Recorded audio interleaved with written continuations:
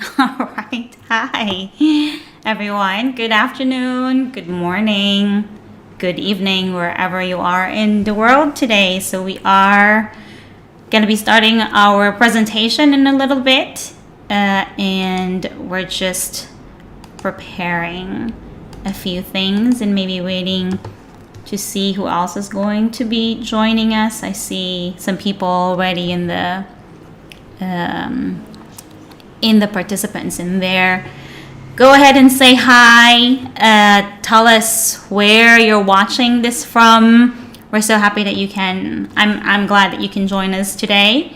And if you have any questions, feel free to type them in the chat in there, and I will try to address them as soon as I see them. All right. So.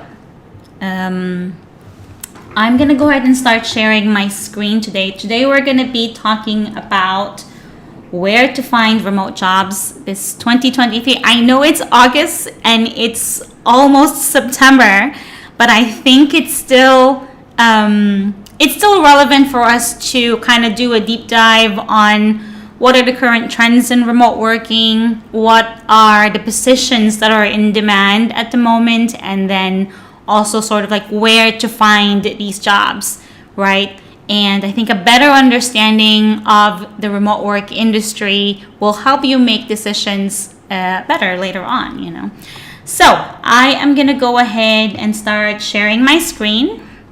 Hello, hi, I see people joining in the chat in there from India, from Turkey, from Ireland. Hi, everyone. Thank you for making time during this weekend.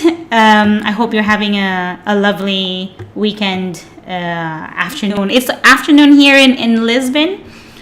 We are filming, or we are streaming this from Portugal. So big wave from Europe.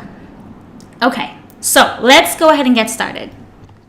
So where to find remote jobs this 2023. I'll try to make this streaming brief, and maybe we can do a Q&A afterwards. But just for those who are not familiar and don't know me, hi, my name is June Bolneo, and I am an awkward but very passionate remote work advocate.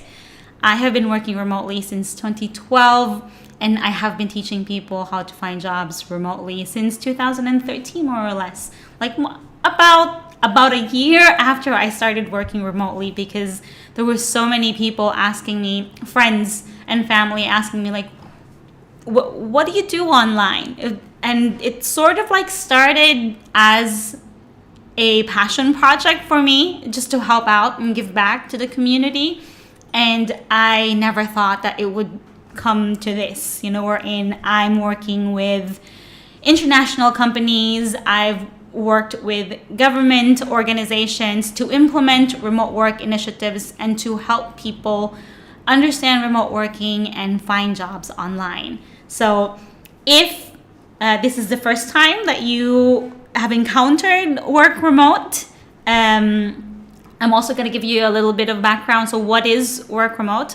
My name is June Bolneo, and I'm the founder of Work Remote. Work Remote is a social media platform for remote workers, and we're on a mission to make remote work normal, accessible for everybody. And, we want to educate as many people as possible about remote working, and also guide you where to find these remote jobs, because I think, education is key, and for us to normalize this new way of working, we have to teach people what it is and where you can find it and where you can access it, right? So today, these are going to be our topics. We are going to be talking about the remote work trends, where remote jobs are coming from, exploring different types of remote jobs or different types of remote workers, the way that companies are currently working at the moment, and then where can you find them? And then what's your next best step? So we're going to be going through some data, and I'm going to share this link in the chat, and I'm just going to pin this for you to, you can go ahead and go over this later. at your own time. But the data that we'll be going through today is going to be coming from this report, right? It is from Forbes, the remote work statistics for 2023. In case you haven't gone through it, this would be an interesting, conversation to have later on. So first off, what is going on with the remote and flexible work this 2023?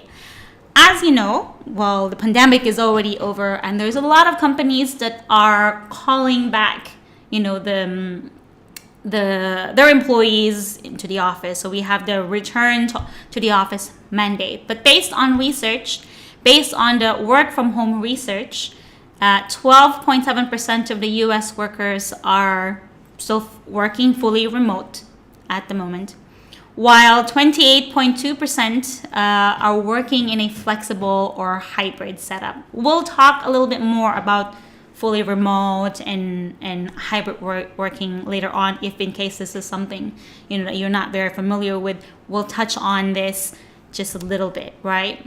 Now, however, Upwork, one of the largest work marketplaces, predicted that by 2025, 22% of the U.S. workforce will be working remotely. That's about 36.2 million workers working remotely. It's a lot, right? And this is a combination of working full-time, working part-time, like gig workers, which we will also touch on later on, right? So the combination of different types of remote workers. But that is still a significantly, huge number. And the only way that we can make this, to make this normal is to keep talking about it and just making it more understandable and easy to access for everyone, right? In this year's State of Remote Work report, which was done by Buffer, 98% of the workers that they've surveyed, it was about 2,000 employees, desired to work remotely at least part of the time. So as you know, it's like once you go remote, there's no turning back. And the people we have, during the pandemic, almost everyone had to work remotely at some capacity, right? And so we have done this. The people have gotten a taste of what remote working is. And it's just a matter of companies catching up to that, right? Back in 2018, 2019, when we started talking to companies about remote work, they were really apprehensive about this. This is it's a massive change for an organization. And I think what most people don't understand is that it's not just about giving people laptops and then you can go work from home, right? It's actually a bit more nuanced than that, because you need to adjust the policies of the companies. You need to adjust how you collaborate with people. So not just the policies, but the tools that you're currently using, how your processes are built. Most of the companies don't even have their processes streamlined.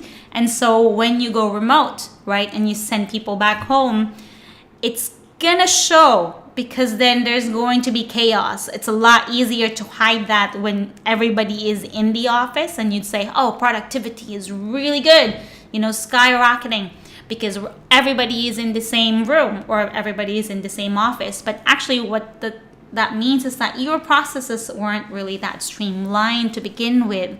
And so that's why if you're not in the same room, you're unable to make it work.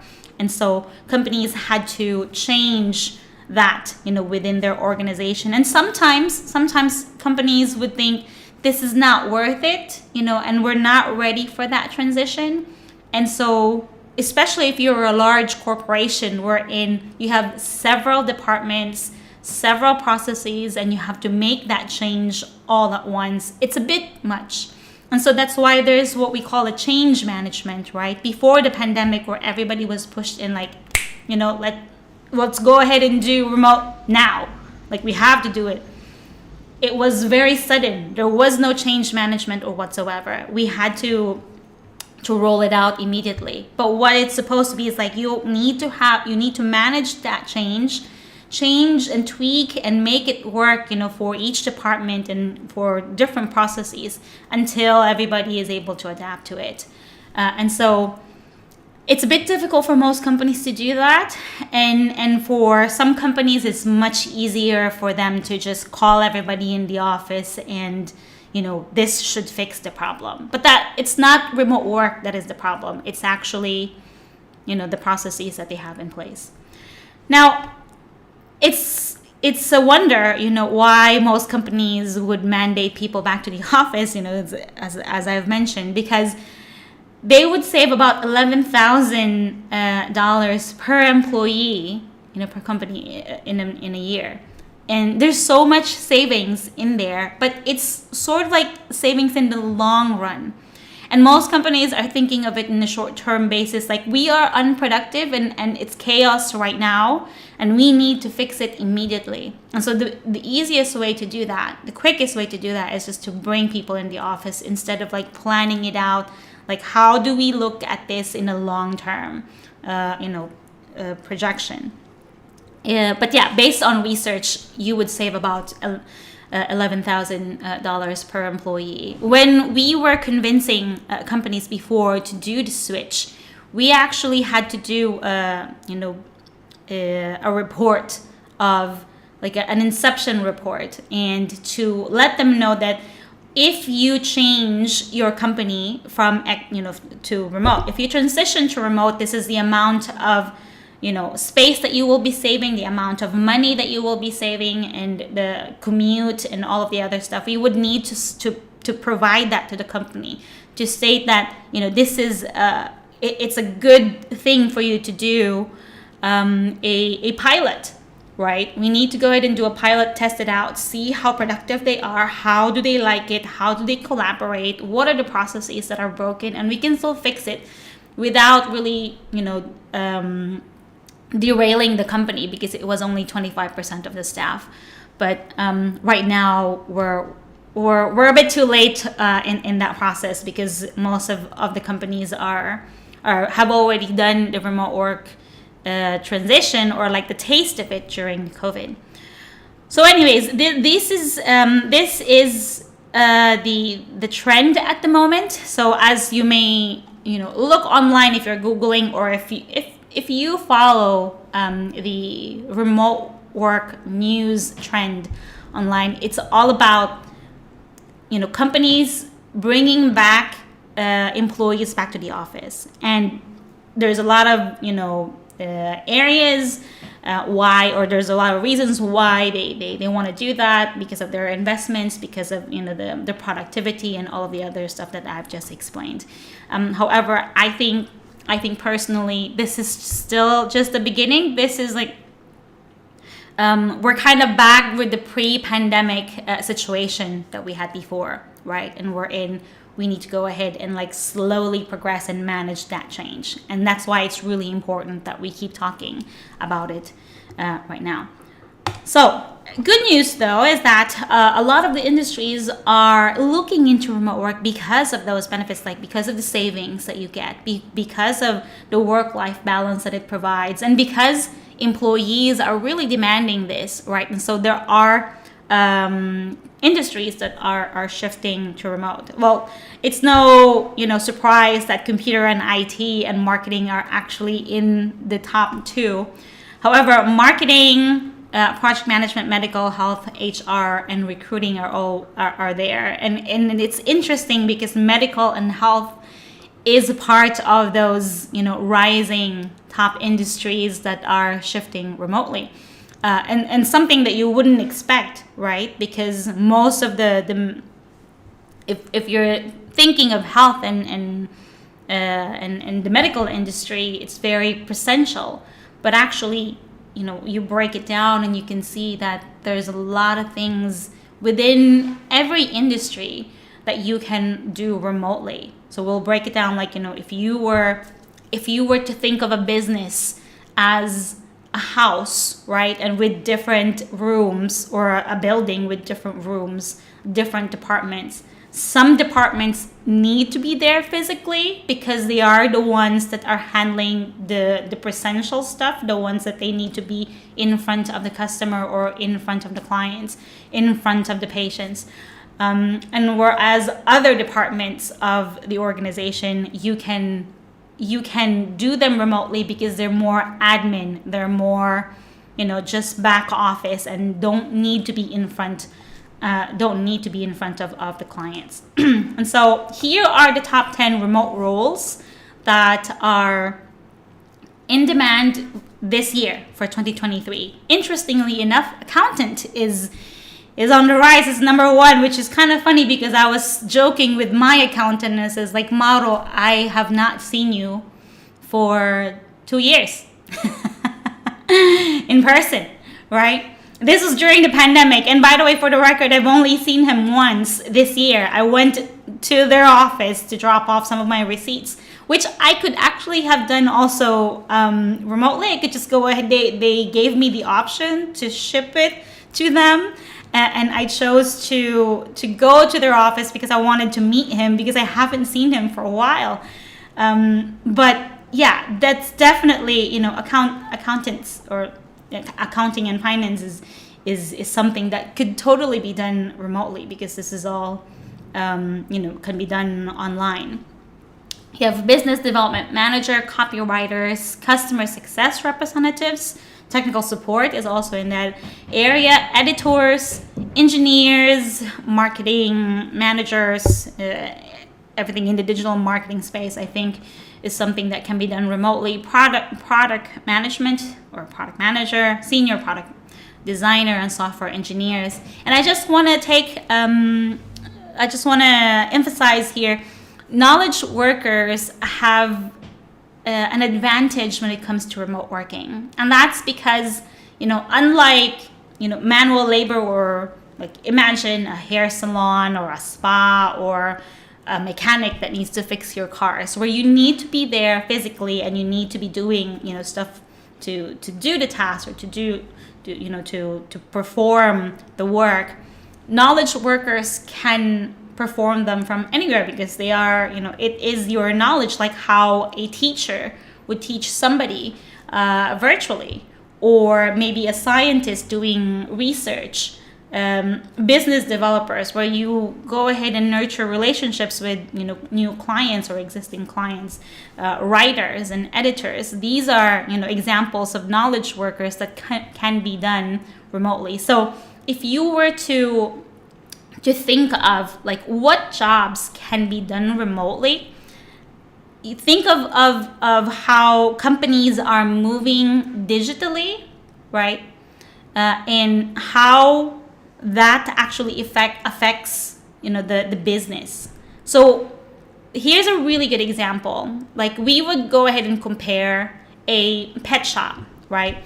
A physical one where you have a store and somebody needs to build the store, somebody needs to design the store, somebody needs to be there to manage it, somebody needs to be there to do this, selling and the inventory and the stocking and then all of the other customer service parts. So this is like all physical, right? Because you have a physical store. And then you have the digital equivalent of that, right? Wherein a website has to be built. So now, instead of an architect and an engineer or a contractor to do the carpentry and the design and the actual space, now you would need to have a website developer, and maybe you would want to hire a UX, user UX UI designer, which is a user interface, or a user experience designer, which is an equivalent for your architects, right? And a website developer, which is equivalent to your contractor, right? And then you would hire a manager to manage that website. You would hire a salesperson, a business development manager, or a marketing person to do the sales and marketing of the website, of the online store. And then you would have somebody in the customer service side of things who would be doing, all of the inquiries and all of the, refunds and maybe the admin work behind. So you can think of it this way, Like knowledge, as I mentioned, knowledge workers actually have a huge advantage because, it is something that they can do virtually, right? And just imagine that digital transition. How many businesses are transitioning online at the moment? When was the last time that you went on Google, searched for reviews, right, for the next restaurant that you're going to visit? Or when was the last time that you went to Amazon to buy something, that you saw in TikTok or something that you saw in Instagram? And that's just, this is something that we feel, or we experience every day. As the day, goes by, almost everything is going digital, right? And it's not just in the private sector. Governments are also doing it. Like, when was the last time that you had to go physically to do your taxes, to do your social security and all of the other, inquiries that you need to do in terms of, public services? So the public service area is also going digital, and this is where the jobs are coming from. The digital transition produces all of these jobs that you can do remotely, right? There is a small transition part in there wherein people would still want to be in person. The company would still require people to be in person, but it has nothing to do with whether your job can be done in person or not. But it's more about culture. It's more about developing relationships. It's more about like this perceived idea of productivity, that we are more productive when we are in the office and along with other side, along with your coworkers. Nothing to do with the job that you actually do. And so, if you think of like where the jobs are coming from, it's coming from these businesses, these services, and all of the other experiences that we are, that we are, experiencing right now. Like entertainment, for example, in YouTube. You are in YouTube at the moment, and this is an actual job. So there's so many opportunities available out there. And I always say, companies hire people to solve a problem.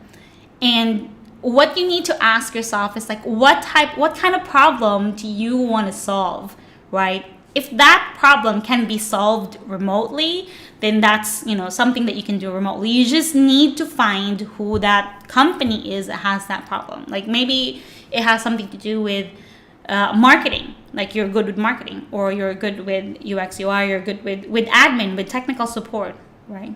So moving forward, now that we have talked about like which industries are moving, which are the top remote roles that are available in the market, the big question is like, where are the jobs? This is the big question, right? It's like, where can I find them? You said that there's a lot of jobs out there. Where are they? Now, I know this is a big frustration for most people, especially if you're not living within the US or the Europe or like, in a specific country. My CN compadres, kababayans, and people in Asia. I know it's a bit difficult for us, going into the remote job workforce, because we have this big question, right? The question is, why is it that most remote companies don't hire everywhere if they are 100% remote? Right. So this is, why can't you hire from everywhere? Big question. Very, very frustrating question. Say it in the chat if you actually feel the same. It's like, this is something that really frustrates me because I'm from X, Y, and Z country, and it seems like most of the companies are only hiring in the US or only hiring in, certain countries, or they are only limited to these areas. Now, I want to empathize with you. It is really difficult. It is very frustrating. And also to give you a bit of hope that there are companies working to solve this. And there are companies that will hire you from anywhere. We just need to know where to find them, right? And speaking of companies that are working to resolve this, we do have what we call an employer of record which is a third-party company that would hire you from anywhere. Now, let me explain first to go back here. The reason why most companies can't hire from everywhere or from anywhere is that in order to offer you an employment contract, they need to have a legal entity on where you live, right? For example, I'm applying for work for a US company, right? And I live in Portugal. Now, this US company doesn't have a legal entity in Portugal. They don't have a company registered here. So that means that all of their taxes and all of the social benefits and all of the other, legal stuff that they have is in the US, right? And so if they need to offer you a legal contract, a legal employment contract, they need to have a legal entity where you live. And so that's what is making it really difficult for companies to hire from everywhere, right? So they're limited to the companies where they have legal entities in. A really good example here is, for example, eBay. I think everybody's familiar with eBay. You might have heard of, Shopify as well. Amazon is also a really good example. Although I think Amazon has been doing their return to office at the moment. But eBay has been, thriving in this hybrid setup apparently. So they're a good example. They would offer remote employment to anyone who has, who lives in countries that they have a legal entity in, right? But if you are, let's just say, for example, in Shopify, I'm a big fan of Shopify and I love how they're working remotely, but then they don't have a legal entity in Portugal. They wouldn't be able to hire me, right? Because they prefer to hire full-time remote employees, and for you to be an employee, you need to be in a country where they have legal entity. So that's basically the reason why. Now they can go ahead and hire you as a contractor, right? As a freelancer. You wouldn't have all of the benefits that most of their employees would have, but then that's something that the companies will have to prefer. They would need to take that risk, and most people would prefer to have a full-time employment contract anyways.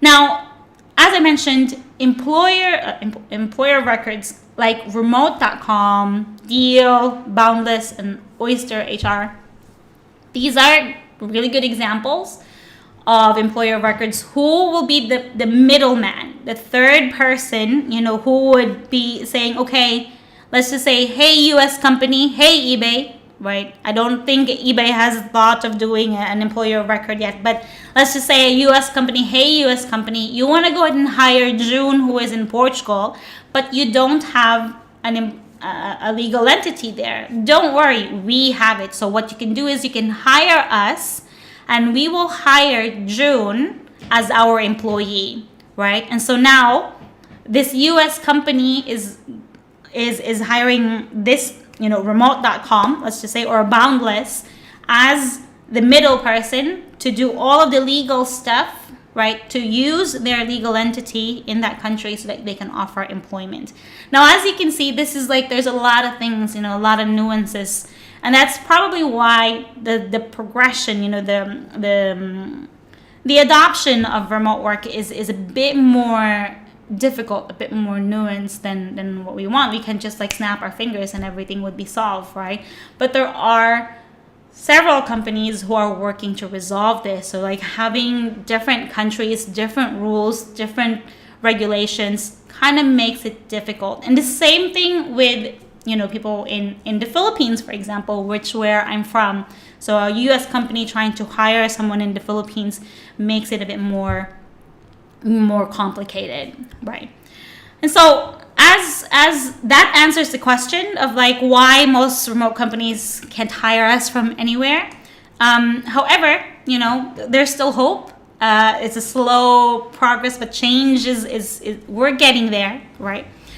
And before we go ahead and discuss where are the jobs, we need to go ahead and talk a little bit of what type of jobs are you looking for? And when we talk about what type of jobs are you looking for, it's not even about the position, or it's not about the role, but actually the type of, like, we just talk about legal designation, right? It's the type of remote worker you want to be, right? And whether that you prefer to have a full-time remote contract, like, remote employment, like what you would do with remote deal and Oyster, right?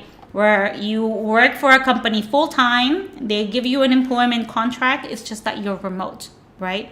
Or would you prefer to do freelance work, which is you're a contractor, you're an independent worker, you go ahead and issue your own invoices, you take care of your own taxes. Basically, a really good example of this, like lawyers, for example, accountants, and some doctors are also, like, they're self-employed because they do consultation and whatnot. Those are really good examples too.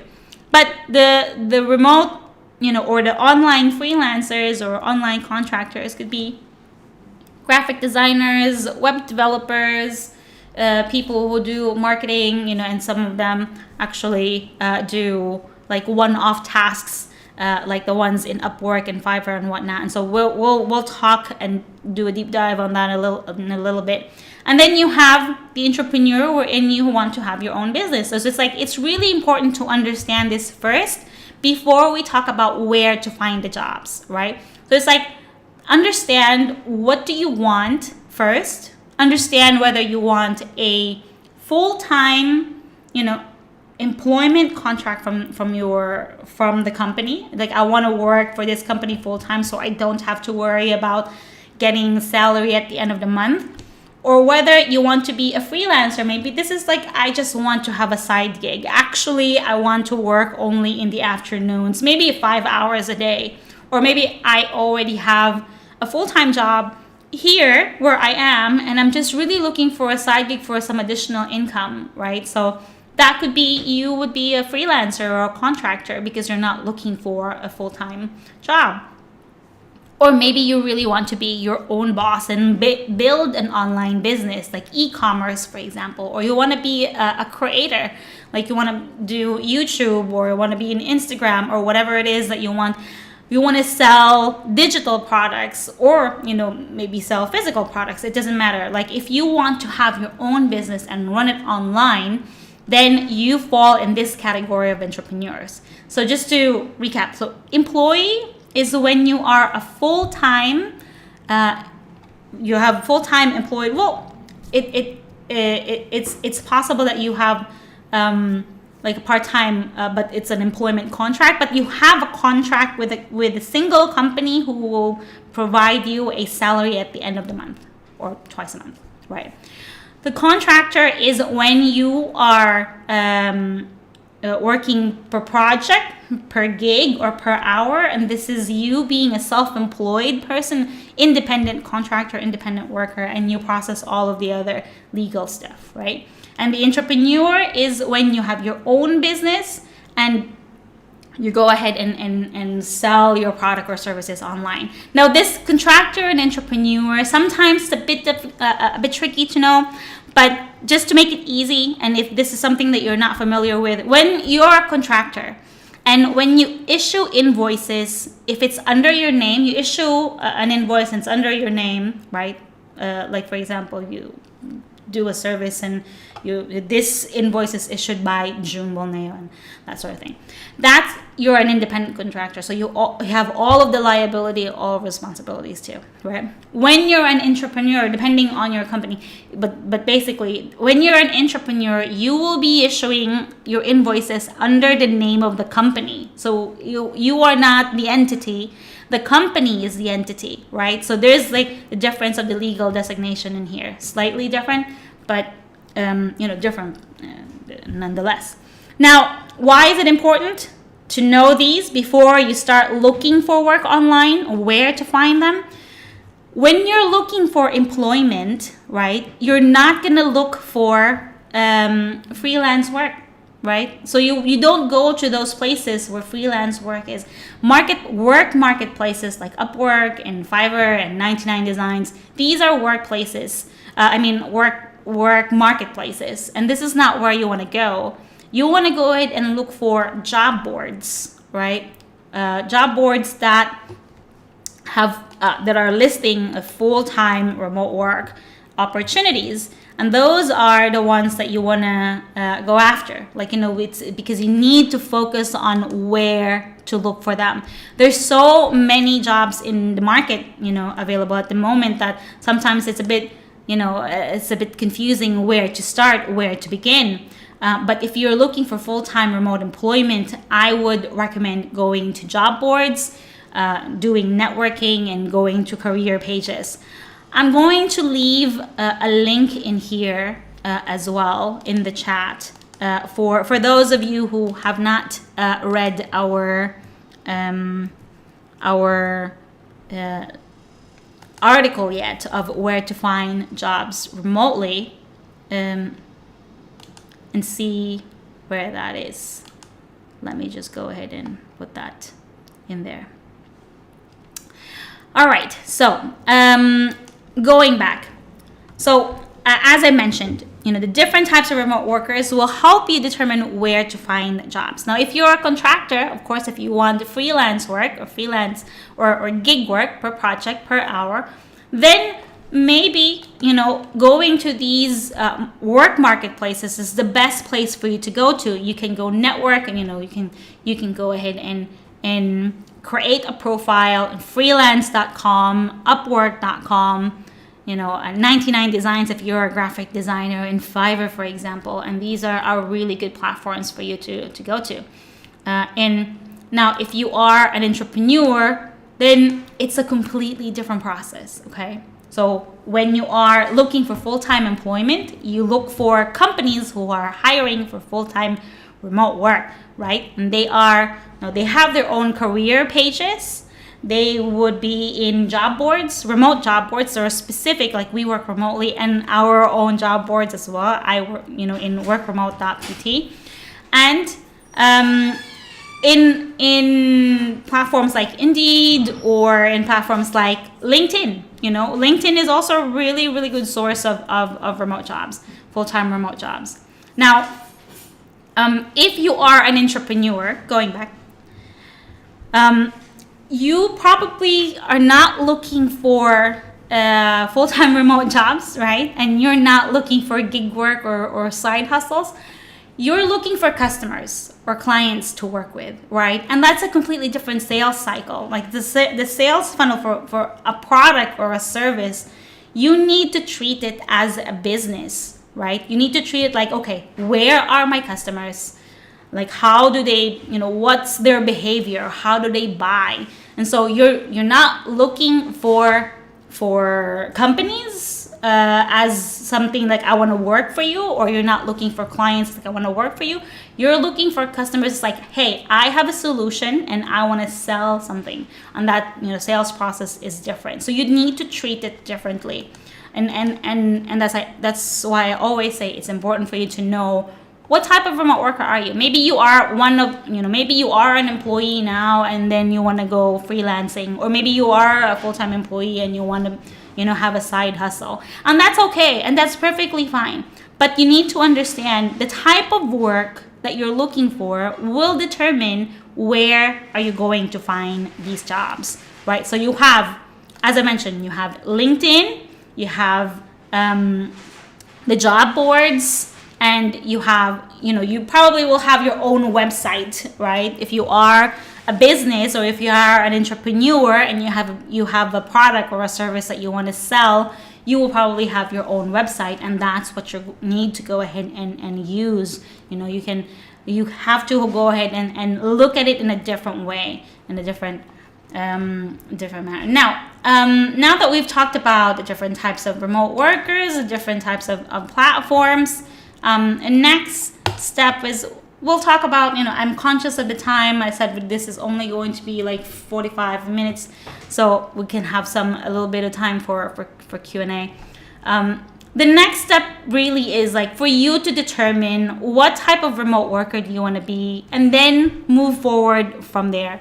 As soon as you're able to see, like, this is the type of job that I want to look for, and then you can go ahead and decide which platform you're going to be focusing on, right? Whether that's going to be in remote jobs board, and we've provided that link, the article that I've shared in the chat actually has, we've listed about 22 remote job boards that you can visit in there. And this is not, by any means, this is not a full list. This is just some of the remote job boards that are available out there. And believe me, there's a lot more job boards available, and they're dedicated for remote positions.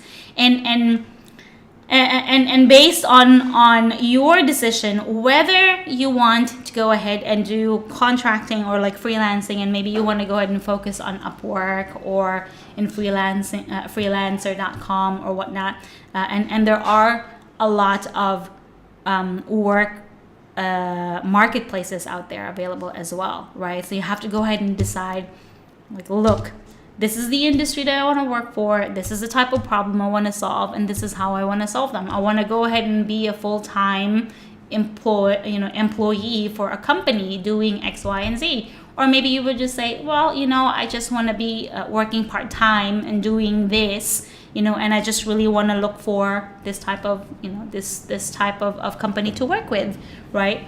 So there's a lot of decisions that you need to make in there, and that is actually the next step. And if you need some help deciding on that, or if you need a much more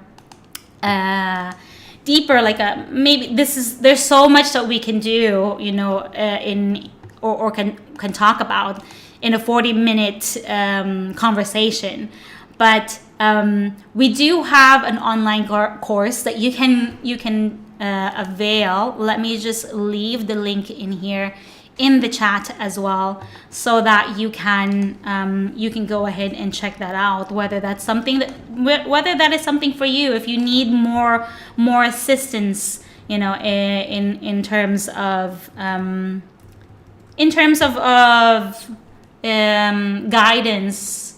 With regards to looking for work, and we'll try to include that in the chat later on, as soon as I can find that link.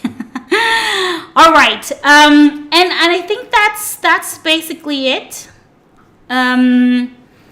You can go ahead and add and download our app. I'm gonna leave the link here of our website as well. As I mentioned, we are a social media platform for remote workers, and we would really like to have you in the platform.